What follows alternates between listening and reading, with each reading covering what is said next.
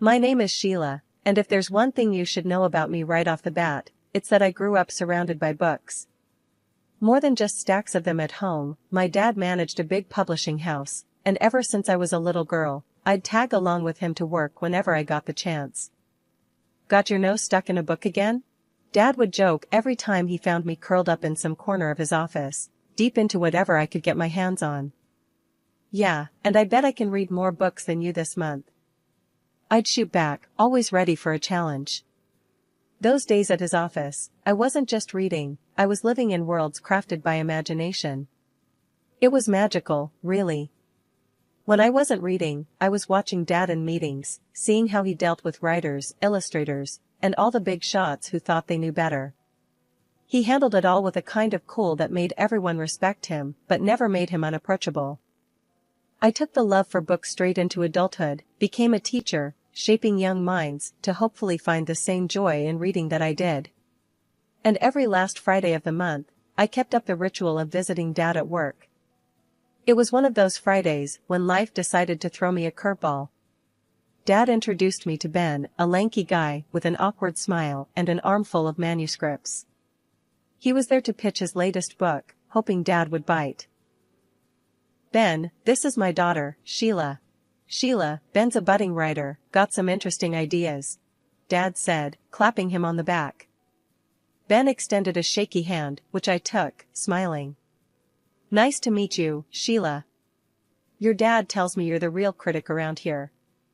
Hope you won't be too harsh on me. I laughed. I'll try to go easy on you. What's your book about? We hit it off from there. Turned out, Ben was funny, a bit rough around the edges, but he had an honest charm about him. His stories weren't bad either, just a little unpolished. Dad saw potential in him, and after a year of him courting me with quaint coffee shop dates and midnight walks, talking about everything from Play-Doh to the best pie in town, we decided to get married.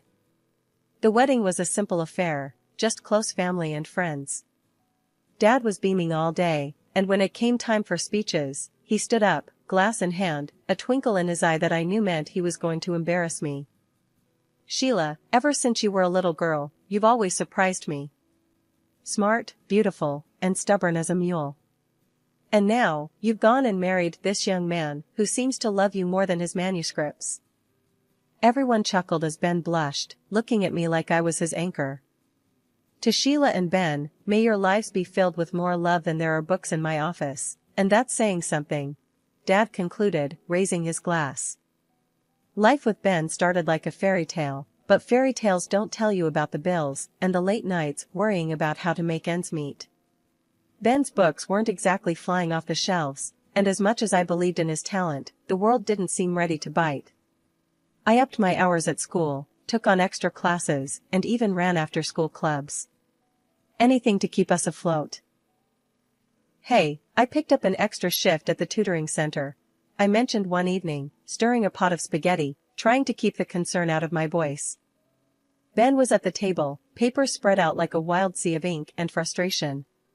He looked up, his eyes tired but grateful. Babe, you're killing yourself with all this work. Maybe I should get a regular job, put writing on hold for a bit. I walked over, took his hand, feeling the rough edges of his fingers worn by endless writing. No, you're going to crack it, I know it. We just need to keep at it a bit longer, okay?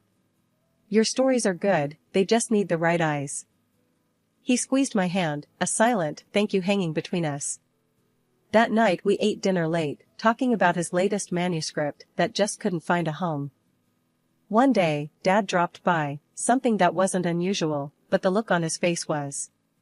He had that "I've got an idea" expression that usually meant things were about to get interesting. Ben, have you ever thought about writing for kids? I mean, Sheila here has all the inside scoop, spending her days with them. Might be something to think about, Dad suggested, casually flipping through one of Ben's rejected manuscripts. Ben looked over at me, eyebrows raised. Kids, huh? What do you think? Could I do it? I nodded, excitement bubbling up. Absolutely, you could. I can tell you what they like, what stories stick. We could try it together? So, we did. Nights became our brainstorming sessions. I'd come home with tales from school, what the kids laughed at, what games they played, and Ben would weave them into stories. It felt right, working together, creating worlds for children who were so much like my students. The days rolled into months, and our first children's book took shape, a story about a mischievous raccoon with a heart of gold. Dad was instrumental, giving us tips on how to market it, how to pitch it to his contacts. When we finally got a publishing deal, it felt like we'd won the lottery. "Here's to Rocky Raccoon, may he be the first of many," Ben toasted, holding up his beer one night in our little kitchen that suddenly seemed too small for our growing dreams. "To Rocky," I echoed, my heart full, thinking maybe, just maybe, we'd turned a corner. Rocky Raccoon was just the beginning. After the first book hit the shelves and kids went nuts for it, Ben and I knew we had something special. We buckled down, turning out stories faster than you'd believe. Our little office at home became a workshop of dreams, paper everywhere, ideas scrawled on walls, and endless cups of coffee. One evening, as we were knee-deep in our third book, Ben tossed his pen down and stretched. "Can you believe this, Sheila? From barely paying the bills to signing autographs at book fairs. It's nuts." I laughed, tossing a crumpled paper ball at him. "We're not quite J.K. Rowling yet, but yeah, it's wild. Kids are actually dressing up as our characters for Halloween." Ben picked up the paper ball, shot a grin at me, and threw it back. "And to think, all this started with your idea to write for kids. You were right on the money." As our fame grew, so did the opportunities. Invitations to schools, interviews, even a TV spot. I was teaching less and writing more, which was a dream come true in its own way. Dad was over the moon, always bragging to anyone who'd listen. "Ben and Sheila, the dynamic duo. You guys are smashing it," Dad said one day, dropping by with a new contract from a big-name publisher. "They want a series, can you believe it? A whole series based on your characters." Ben, who was usually the cool one, nearly jumped out of his chair. "A series? That's big league, baby. Sheila, we've hit the jackpot." As our book series took off, our lives changed in ways we'd never imagined. We bought a new house with more space for our work, and every room felt like a piece of our success. Celebrations were frequent, with friends and family always eager to toast to our success. At one particularly lively party, with our closest friends raising glasses in our new living room, I took a moment to watch Ben, laughing and sharing stories. I felt a mix of pride and a twinge of fear. Were we ready for all this change? "Hey, you okay?" Ben noticed my quiet moment and sidled up beside me. "Yeah, it's a lot, isn't it? But good. Really good." I smiled, leaning into his side. He kissed my forehead, wrapping an arm around me. "It's more than good. It's everything we dreamed of. And I couldn't have done any of this without you, Sheila." Life got even more hectic, but in a way that made every busy moment worth it. Soon enough, I was cradling our newborn son, deciding to step away from teaching to focus on our family. With Ben's writing now more than enough to support us comfortably, I threw myself into being a mom and a collaborator on each new book. Even though I wasn't in the classroom, I kept my hand in education by channeling what I knew about kids into our stories. "Look at us, huh?" I said to Ben one night as we looked over our latest manuscript, the baby asleep in the next room. "Making books and raising a little boy. I think we're kind of superheroes." Ben laughed, pulling me close. "Yeah, superheroes who deal in diapers and dialogues. But I wouldn't have it any other way." The evening of Dad's 70th birthday was supposed to be a grand celebration, and it was. Held in one of the big fancy restaurants downtown with a buffet where everyone seemed to mingle effortlessly, except me, perhaps. As the night unfolded with laughter and the clinking of glasses, I couldn't help but notice Ben. He seemed unusually occupied, not with me or our son Jamie, who was now 17 and more into his phone than the party, but with a young woman whose laughter seemed a bit too loud, even over the buzz of party chatter. They were tucked away at a corner table, heads close, talking animatedly. Something inside me tightened. I tried to focus on my dad, who was busy being the life of the party, but my eyes kept darting back to Ben. Finally, I pulled Dad aside during a quieter moment. "Dad, who's that woman with Ben?" I tried to sound casual, but my voice betrayed a tinge of concern. "Oh, her?" Dad glanced over, following my gaze. "That's Lisa, the assistant editor at the publishing house. She's been working closely with Ben on his latest project." I nodded, feeling a lump form in my throat. They seemed to be getting along well. Dad gave me a reassuring pat on the shoulder. "It's all professional, honey. You know how these events are, just shop talk and networking." His tone was dismissive, but it did little to ease the nagging doubt in my heart. Pushing down the jealousy that bubbled up, I plastered a smile on my face and returned to the festivities.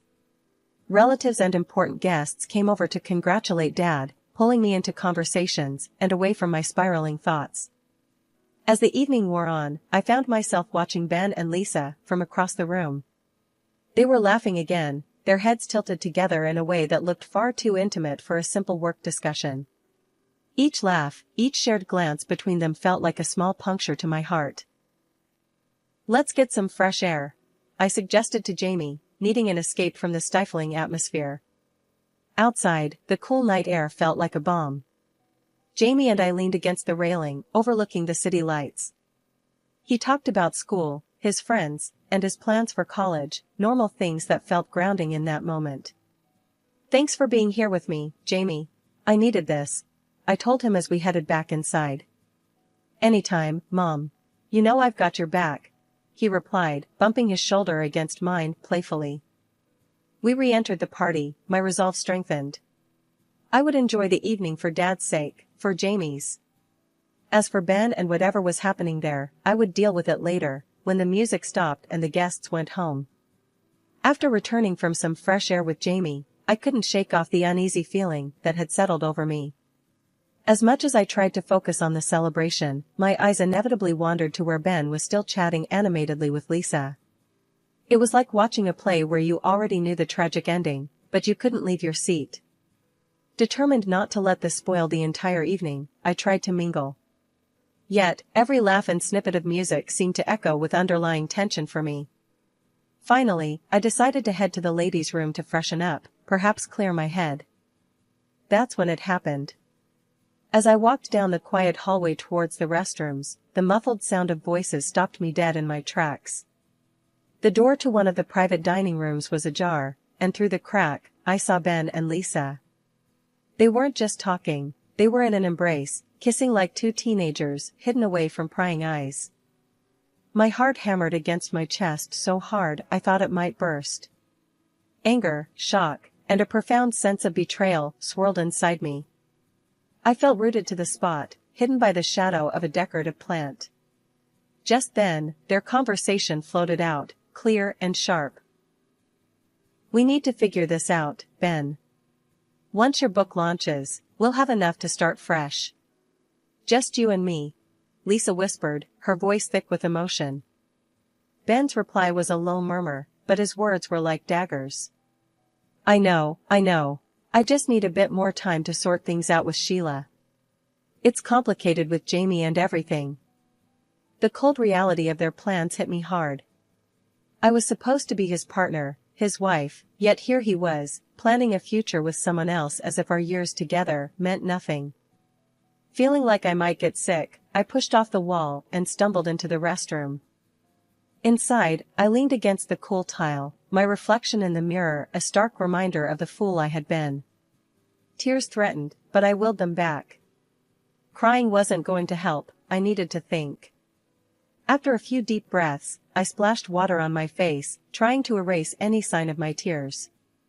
Composing myself, I stepped back into the hall, only to bump straight into Dad. "Sheila, what's wrong? You look pale," Dad said, his voice full of concern as he noticed my disheveled appearance. "It's nothing, Dad. Just feeling a bit under the weather," I lied, attempting to brush past him. Dad, however, wasn't having any of it. He took my arm gently and steered me away from the main hall into a quieter corridor. "This isn't just a headache, is it? Talk to me, honey." The floodgates opened, and I poured out everything to him, from Ben's frequent late nights to what I had just witnessed. Dad listened, his face hardening with every word.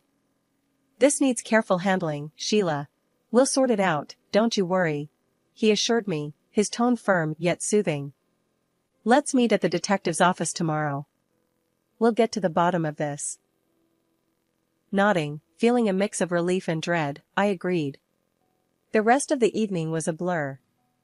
I couldn't bear to stay any longer at the party, claiming illness, and left with Jamie, who was confused but too sleepy to question much. Ben didn't come home that night, claiming later that he was caught up at work. I knew better now, but kept my newfound knowledge to myself, preparing for what was to come. The next steps needed to be planned with care, and I was grateful to have Dad by my side, ready to face whatever lay ahead. The next morning felt like one of those days when you wake up wishing the world would give you a redo. With a heavy heart and a mind racing with thoughts of betrayal, I drove to the detective's office where Dad had agreed to meet me. He was already there when I arrived, his face a mask of concern and determination. The detective, a middle-aged man named Ron, ushered us into his office. His room was lined with shelves filled with files and 2 chairs opposite his cluttered desk. It looked like a place where secrets came to light, and I braced myself for what was next. "So, Mr. Morris told me a bit on the phone. You want to look into your husband's activities, correct?" Ron's tone was professional, but there was a hint of sympathy in his eyes. "Yes. I need to know if what I saw is just the tip of the iceberg," I said, my voice faltering a bit towards the end. Ron nodded, pulling out a notepad. "I'll need some details from you. Times, places, any particular people involved besides the woman you mentioned." As I recounted everything, from Ben's late nights to the incident at the party, Ron took notes, his expression unreadable. After I finished, he leaned back in his chair, tapping the pen against his notepad. "We'll start with surveillance, check his known hangouts, and track his movements. If he's meeting this woman, we'll find out when and where. Do you want photos or just a report?" "Photos," Dad cut in before I could answer. "We need everything documented, just in case." "Understood," Ron replied. He then looked at me. "It might take a few weeks to gather everything. These things, they take time and patience." 3 agonizing weeks later, we were back in Ron's office, sitting across from him as he laid out what he had found. The folder he opened seemed to spill out my worst fears. Photos, detailed reports, bank statements, and more painted a picture I couldn't deny. "Mrs. Morris, I'm sorry, but it's as you suspected," Ron began. "Your husband has been seeing the assistant editor for over 2 years. Since shortly after she was hired by your father." My heart sank as he continued. "He's transferred large sums to her accounts. Bought her an apartment and a car. They spend most of their free time together. And from what I've gathered, they've discussed marriage, planning it for after your son turns 18, to avoid any complications with alimony." Dad's face was stone. He reached over and squeezed my hand, his grip tight with shared outrage. This is unbelievable. After everything I've done for him, this is how he repays our family?" Dad's voice was low, each word heavy with betrayal. I sat, frozen, as the reality settled in. The man I had loved and trusted had planned his future on the ruins of our past. "What do we do now, Dad?" My voice was barely a whisper, drowned out by the roaring in my ears. "We'll figure this out, Sheila. We'll make sure he regrets this," Dad said firmly, his jaw set. Dad had invited Ben, me, and Lisa, the assistant editor, to our family home under the guise of discussing a new book. Once we were all seated in the living room, which had always been a place of warmth and laughter, Dad started the meeting in a tone that was unnervingly calm. "Thank you all for coming. Today, I thought we'd discuss a potential new plot. Something real, something revealing." Ben looked uneasy, glancing at Lisa, who was visibly nervous. I sat silently, watching as Dad opened a folder thick with photos and documents, the evidence collected by the detective. He slowly pulled out one photo after another, laying them on the coffee table for all to see. Imagine a book where the main character, a successful writer, betrays everyone who loves him. Dad began, his voice steady but cold. Ben's face drained of color as each photo and document showcased his affair, his financial betrayals. Dad didn't stop there. He recounted how Ben got his start with his help, how I had supported him through thick and thin, writing the early books that made him famous, providing ideas and editing drafts. You see, I've invested a lot in you, Ben. And this, he waved at the photos, is how you've repaid us. Lisa began to cry softly, her hands trembling. I didn't think it would go this far, she murmured. I'm so sorry. I'm pregnant. Dad's eyes then turned to her. And you, young lady, think about the decisions you make and who they hurt. The room was thick with tension, a stark contrast to the decorous surroundings. Then, Dad leaned forward, his hands clasped together. I can make a few calls right now, to some very influential friends in the publishing world. What do you think would happen to your career then, Ben? Ben was shaking, his voice barely audible. Please, I made a mistake. That's not enough, Ben, I said, my voice firmer than I felt. I slid the divorce papers across the table. Sign these. They state that all assets stay with me, as do the rights to our books. Lisa gasped, clutching her stomach. Please, don't leave me with nothing. I looked at her, my heart hardening against the betrayal, but softening at her plight. I'll leave you the apartment Ben bought you. That's more than generous, all things considered. She nodded quickly, wiping her tears, and signed the papers. Ben tried to argue, his eyes darting from the documents to Dad's stern face. This isn't fair. I deserve. Dad picked up his phone, holding it menacingly. Do I need to make those calls, Ben? Defeated, Ben signed the papers, his hands trembling as he realized the full extent of his losses. Once the door closed behind them, the silence was almost deafening. Dad turned to me, his expression softening. Sheila, let's focus on a fresh start now. You and Jamie need something better, something new. Maybe think about moving closer to us, getting a new place where you can make new memories. I nodded, feeling the weight of the day settling on my shoulders. I'll think about it, Dad. Thanks, I managed to say, the prospect of moving forward both daunting and necessary. When I got home, Jamie was waiting, his face anxious as he looked up from his homework. Mom, are you okay? How did it go? Sitting down beside him, I took a deep breath. It's over, Jamie. Your dad and we're done. He made some choices, and I made some too. We're going to start over, just you and me. Jamie reached out, taking my hand, his support immediate and firm. I'm with you, Mom. It's been rough, but I know you did the right thing. Let's just move on, together. Over the next few weeks, we talked a lot about our next steps. Dad's suggestion to move closer kept playing in my mind. The idea of a fresh start grew on me, and soon, Jamie and I began looking for a new place, somewhere closer to my parents, somewhere we could build a new life. Finding the right house took time, but when we did, it felt right, a cozy place not too far from my parents, but still our own. As we settled in, I returned to teaching. Walking back into the school, seeing the children's faces light up, hearing their laughter and excitement, reminded me why I loved my job so much. These kids, with their endless curiosity and resilience, helped me find my own strength again. Life started to find a rhythm again, a new normal that was different but fulfilling. Jamie thrived, diving into his studies and eventually heading off to university. His resolve and support never wavered, anchoring me through the changes. One evening, as I sat on the porch of our new home, watching the sunset, Dad came over, sitting beside me. You've done well, Sheila. I'm proud of you. Thanks, Dad. It hasn't been easy, but it feels right. Starting over, being here, close to you and Mom, it's given us both a chance to heal and grow. He nodded, looking out over the yard. Life throws some tough lessons our way, but how we come out of them, that's what defines us. As we sat there, the tranquility of the evening wrapping around us, I felt a peace I hadn't known in a long time.